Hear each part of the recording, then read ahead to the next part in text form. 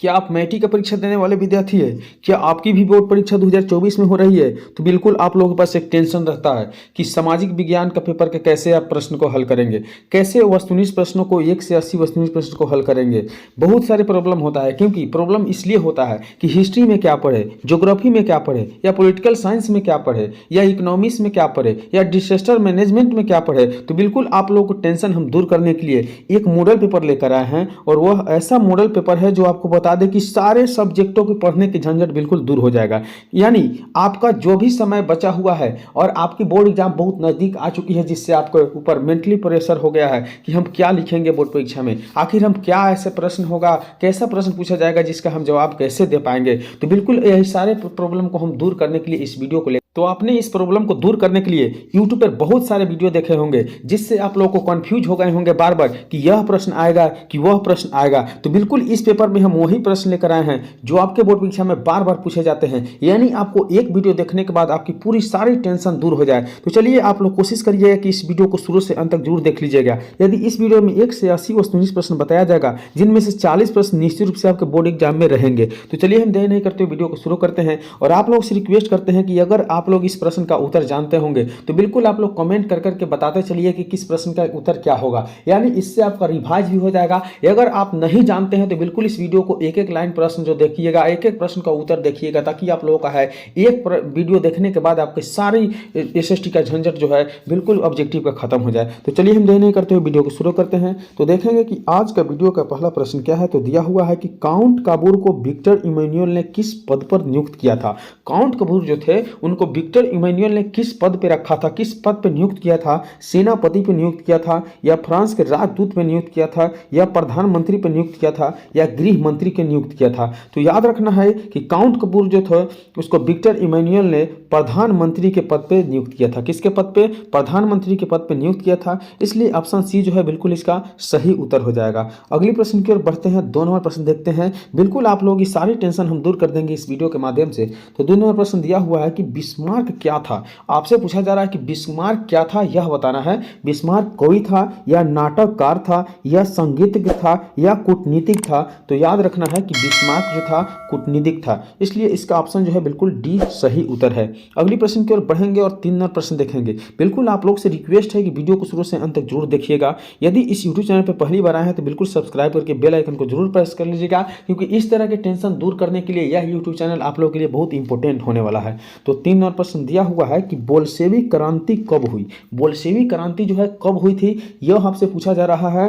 फरवरी 1917 में हुआ था, या नवंबर 1917 में हुआ था, या अप्रैल 1917 में हुआ था, या जनवरी 1905 में हुआ था। तो याद रखना है कि बोल्शेविक क्रांति जो हुआ था वह नवंबर 1917 में हुआ था। इसलिए इस प्रश्न का सही उत्तर ऑप्शन बी हो जाएगा। चलिए अगले प्रश्न की ओर बढ़ते हैं और 4 नंबर प्रश्न देखते हैं। बिल्कुल आप लोगों की सारी टेंशन दूर हो जाने वाला है, क्योंकि इस वीडियो में पूरे 4-5 जो है विषय हैं आपका हिस्ट्री, ज्योग्राफी, इकोनॉमिक्स और पॉलिटिकल साइंस और डिजास्टर मैनेजमेंट, सारे किताबों का निचोड़ प्रश्न रखा गया है जो बार बार आपके बोर्ड एग्जाम में पूछा जाता है। तो 4 नंबर प्रश्न दिया हुआ है कि हिंद चीन पहुंचने वाले प्रथम व्यापारी कौन थे।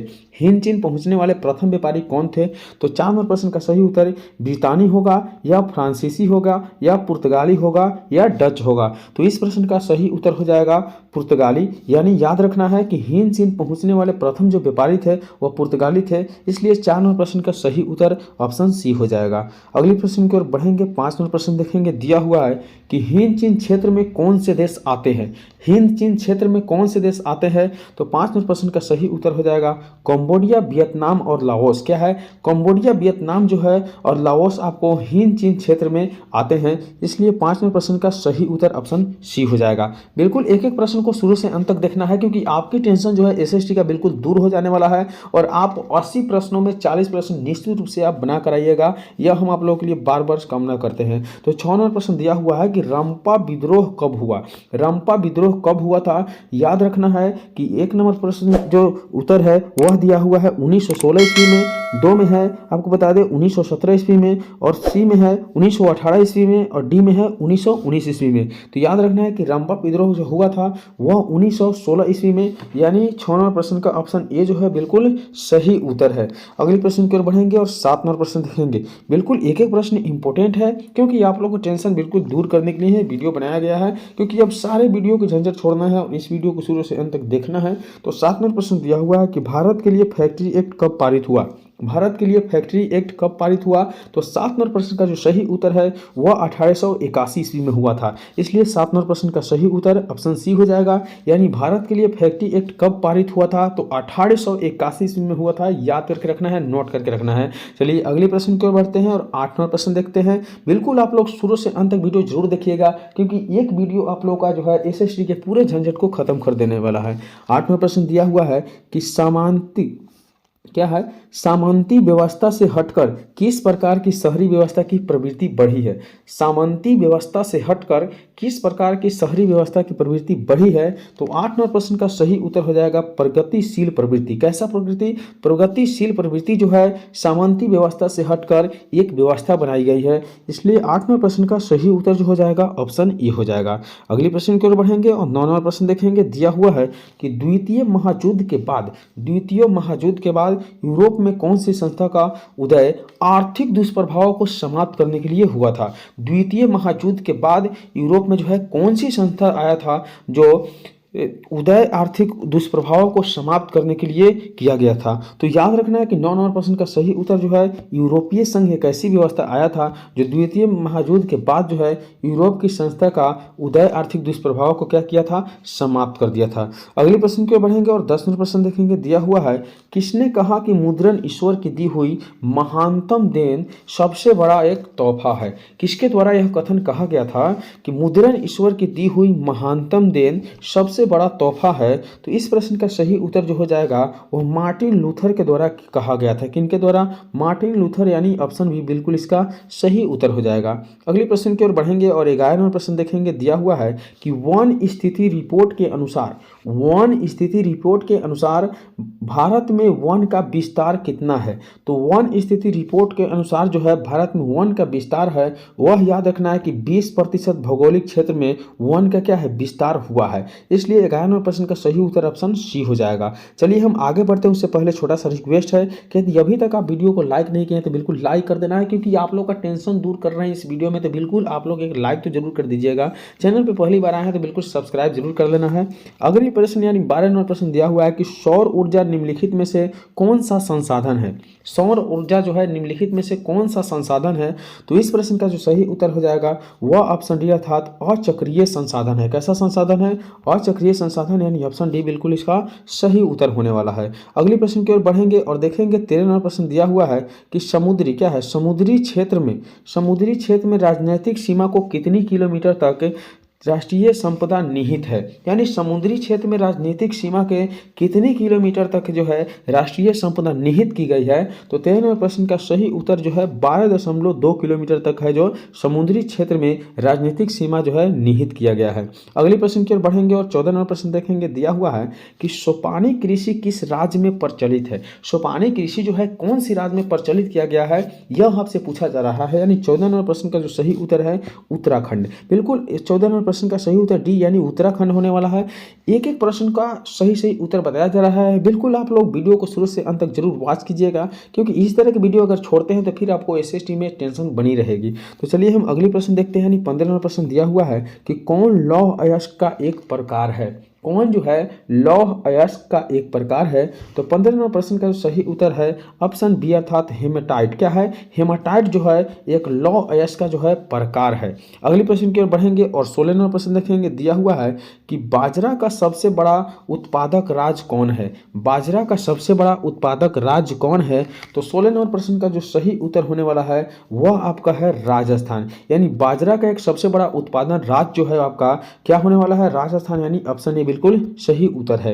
अगले प्रश्न की ओर बढ़ेंगे और 17 नंबर प्रश्न देखेंगे। दिया हुआ है कि भारत विश्व में निम्नलिखित में किसकी अग्रणी उत्पादक और निर्यातक है। यानी भारत विश्व में निम्नलिखित में किसका अग्रणी उत्पादक और निर्यातक है। तो 17वां प्रश्न का जो सही उत्तर होने वाला है ऑप्शन डी अर्थात चाय में। किसमें? चाय में जो है भारत देश उत्पादन में सबसे जो है निर्यातक है। यानी अगले प्रश्न की ओर बढ़ेंगे। बिल्कुल आप लोगों की टेंशन दूर होने वाली है, तो इस प्रश्न को फुल वॉच करिएगा, इस वीडियो को फुल वॉच करिएगा। 18वां प्रश्न दिया हुआ है भारत के किन शहरों में मेट्रो रेल सेवा उपलब्ध है। भारत के किन शहरों में मेट्रो रेल सेवा उपलब्ध है? तो 98 प्रश्न का सही उत्तर होने वाला है ऑप्शन ए अर्थात कोलकाता एवं दिल्ली में जो है भारत के जो है मेट्रो रेल सेवा उपलब्ध है। अगली प्रश्न की ओर बढ़ेंगे। 19 नंबर प्रश्न देखेंगे, दिया हुआ है कि वन्य जीव बोर्ड की स्थापना कब हुई? वन्य जीव बोर्ड की स्थापना कब किया गया था? 19 नंबर प्रश्न में यह पूछा जा रहा है। इसकी सही उत्तर है 1952 ईस्वी में जो है वन्य जीव बोर्ड की स्थापना किया गया। अगली प्रश्न की ओर बढ़ेंगे और 21 नंबर प्रश्न देखेंगे, दिया हुआ है लोकतंत्र एक शासन व्यवस्था है। लोकतंत्र एक कैसी शासन व्यवस्था है, यह आपसे पूछा जा रहा है। तो 21 नंबर प्रश्न का सही उत्तर होने वाला है उपयुक्त सभी, यानी लोगों को द्वारा और लोगों के लिए लोकतंत्र एक शासन व्यवस्था है। अगली प्रश्न की ओर बढ़ेंगे और 22 नंबर प्रश्न देखेंगे, दिया हुआ है कि स्थानीय स्वशासन की राज्य के नीति निर्देशक सिद्धांतों से संबंध किस अनुच्छेद में चर्चा है? यानी स्थानीय स्वशासन की राज्य के नीति निर्देशक सिद्धांतों से संबद्ध किस अनुच्छेद में चर्चा है? तो 22 नंबर प्रश्न का जो सही उत्तर होने वाला है ऑप्शन सी अर्थात अनुच्छेद 40 में इसकी चर्चा किया गया है। याद रखना ऑप्शन सी इसका बिल्कुल सही उत्तर हो गया। अगली प्रश्न की ओर बढ़ेंगे और 23 नंबर प्रश्न देखेंगे, दिया हुआ है कि सोवियत संघ का विखंडन वर्ष है, यानी सोवियत संघ जो हुआ था उनका विखंडन वर्ष कितना है? तो याद रखना है कि 1989 ईस्वी में सोवियत संघ का विखंडन हुआ था, यानी ऑप्शन सी जो है बिल्कुल इसका सही उत्तर है। अगली प्रश्न की ओर बढ़ेंगे और 24वां प्रश्न देखेंगे, दिया हुआ है कि दल बदल कानून निम्नलिखित में किस पर लागू होता है? दल बदल कानून जो है निम्नलिखित में किस पर लागू होता है? तो 24वें प्रश्न का सही उत्तर होने वाला है सांसदों एवं विधायकों पर जो है दल बदल कानून बिल्कुल लागू किया जाता है। अगले प्रश्न की ओर बढ़ेंगे और 25वां प्रश्न देखेंगे, दिया हुआ है कि राजनीतिक दलों की मान्यता और उसका चिन्ह किसके द्वारा प्रदान किया जाता है? राजनीतिक दलों की मान्यता और उसका चिन्ह जो है किसके द्वारा प्रदान किया जाता है? तो 25वें प्रश्न का सही उत्तर होने वाला है ऑप्शन सी अर्थात निर्वाचन आयोग के द्वारा जो है राजनीतिक दलों का मान्यता और उसका चुनाव चिन्ह निहित किया जाता है, यानी प्रदान किया जाता है। अगले प्रश्न यानी 26वां प्रश्न देखेंगे, दिया हुआ है कि निम्नलिखित में से कौन सा कार्य राजनीतिक दल नहीं करता है? निम्नलिखित में से कौन सा जो कार्य है राजनीतिक दल के द्वारा नहीं किया जाता है? तो 26वें प्रश्न का जो सही उत्तर होने वाला है ऑप्शन डी अर्थात अफसरों की बहाली संबंधी कार्य जो होता है राजनीतिक दल नहीं कर पाता है।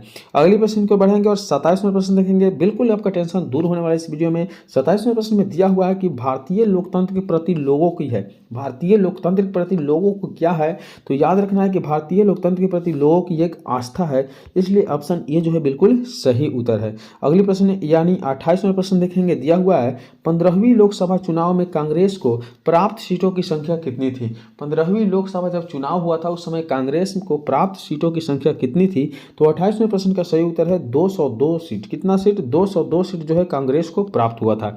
अगली प्रश्न की ओर बढ़ेंगे। 29वां प्रश्न देखेंगे, दिया हुआ है कि श्रीलंका में संघर्ष है। श्रीलंका में संघर्ष क्या है? तो 29वां प्रश्न का सही उत्तर है कि लीटो एवं सरकार के बीच जो है संघर्ष चल रहा है। किनके बीच? लीटो एवं सरकार के बीच संघर्ष चल रहा है। अगली प्रश्न की ओर बढ़ेंगे और 30वां प्रश्न देखेंगे, दिया हुआ है 30वां प्रश्न कि स्वतंत्रता पूर्व भारतीय अर्थव्यवस्था क्या थी? स्वतंत्रता के पहले जो है भारतीय अर्थव्यवस्था क्या थी? तो याद रखना है कि 30वां प्रश्न का सही उत्तर है कृषि प्रधान, यानी हमारा देश जो था बिल्कुल कृषि प्रधान देश था, इसलिए ऑप्शन ए बिल्कुल सही उत्तर है। तो इस वीडियो में हम 1 से 30 प्रश्न बताए हैं क्योंकि वीडियो लॉन्ग हो जाता है जो आप लोग देखना पसंद नहीं करते हैं। तो यदि वीडियो आपको पसंदीदा हो यानी अच्छा लगा हो तो बिल्कुल एक लाइक कर दीजिए। चैनल पर पहली बार आया है तो बिल्कुल सब्सक्राइब कर लेना है और एक प्यारा सा कमेंट कर देना है कि इस तरह की वीडियो आपको इसका नेक्स्ट पार्ट यानी 30 से ऊपर वाला चाहिए या नहीं चाहिए। चलिए मिलेंगे अगले वीडियो में, तब तक के लिए बाय।